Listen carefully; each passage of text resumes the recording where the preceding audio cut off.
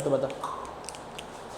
आज हम लोग स्टार्ट करेंगे 10th स्टैंडर्ड अलजेब्रा का chapter number 4 financial planning. Financial planning जानने से पहले हम लोग पहले कुछ बेसिक सी चीज़ें सीख लेंगे। हम लोग ने 9th स्टैंडर्ड में भी फाइनेंशियल प्लानिंग के कुछ क्वेश्चन सीखे थे जो हमको 10th में बिल्कुल काम के नहीं है।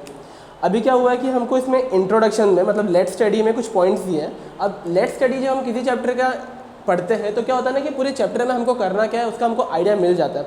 यहाँ पे क्या बोला है, पहला पॉइंट क्या है, जीएसटी इंट्रोडक्शन। जीएसटी क्या होता है मैं आपको बता देता हूँ। जीएसटी मतलब गुड्स एंड सर्विस टैक्सेस। हमारे गवर्नमेंट ने कुछ बेसिक से टैक्सेस रखे हैं हर एक चीज़ पे जिसको हम पे करते हैं in the form of goods and service taxes, GST.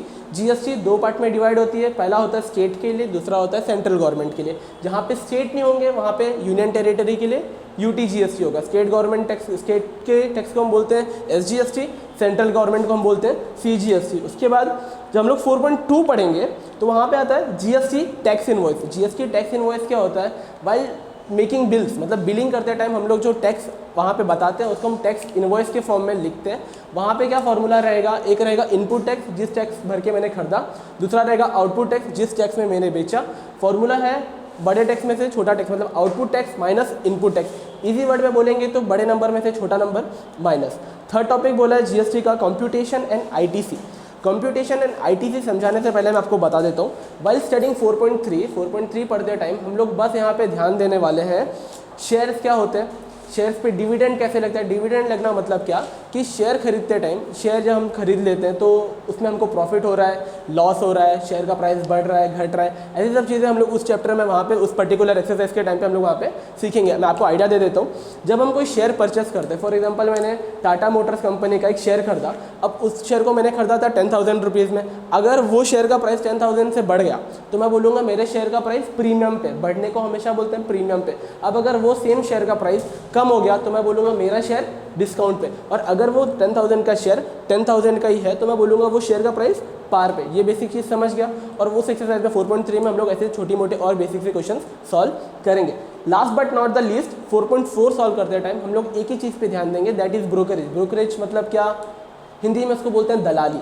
Brokerage में हमको बस बताने का है कि ब्रोकरेज जब हम किसी को पे करेंगे मतलब जब कोई चीज़ खरीदूंगा मैं तो वहाँ पे ब्रोकरेज मेरे को देना पड़ता है। जब वो चीज़ मेरे को बेचता है तो वो ब्रोकरेज वो खुद कट कर लेता है। बेसिक में इसका जो सिंपल मेथड होगा वो हम लोग वाइल सॉल्विंग वहाँ पे डिस्कस कर लेंगे। ये हमारा इंट्रोडक्शन पार्ट था। अब हम लोग स्टार्ट करेंगे एक्सरसाइज नंबर 4.1 से। 4.1 में पहला क्वेश्चन क्या बोला है, 4.1 के सारे क्वेश्चन बेस्ड हैं जीएसटी पे। जीएसटी वापस बता देता हूँ, अगर जीएसटी होगा 10 तो सीजीएसटी एसजीएसटी होगा उसका हाफ। ये सब चीज़ें बहुत ज़्यादा बेसिक है, इन सब चीज़ों में ज़्यादा ध्यान देना अच्छा नहीं है। अगर मेरे को कोई बोलेगा सीजीएसटी 10 है, मेरे को पता है सीजीएसटी 10 है तो एसजीएसटी भी 10 होगा। अब सीजीएसटी एसजीएसटी सेम है तो जीएसटी कितना होगा, इनका डबल मतलब 10 का डबल 20। समझ गया, बेसिक कॉन्सेप्ट ये था। हम लोग स्टार्ट करेंगे फर्स्ट क्वेश्चन से। फर्स्ट क्वेश्चन में क्या बोला है, Pawan medical supplies medicine on some Pawan medical supplies medicine on some medicine the rate of GST is 12%। मतलब क्या, पवन मेडिकल मेडिसिन सप्लाई करता है, मेडिकल वाला तो मेडिसिन ही सप्लाई करेगा।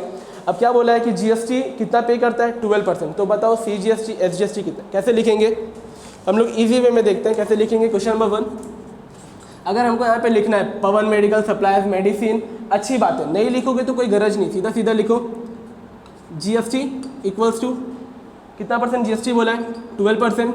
Therefore CGST equals to SGST which is equals to half of GST।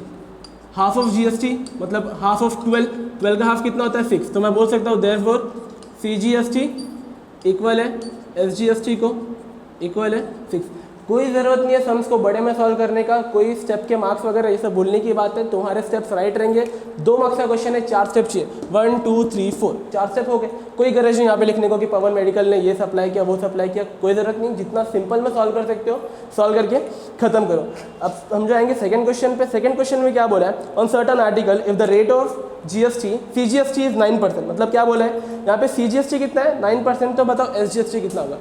हमने पहले ही पढ़ा है, अगर सीजीएसटी या एसजीएसटी हमको दिया होगा तो सामने वाला सेम ही होता है। अगर मेरे को यहाँ पे बोला है सीजीएसटी 9 है तो यहाँ पे एसजीएसटी भी कितना होगा 9 होगा। कैसे लिखेंगे वो हम देख लेते हैं एक बार।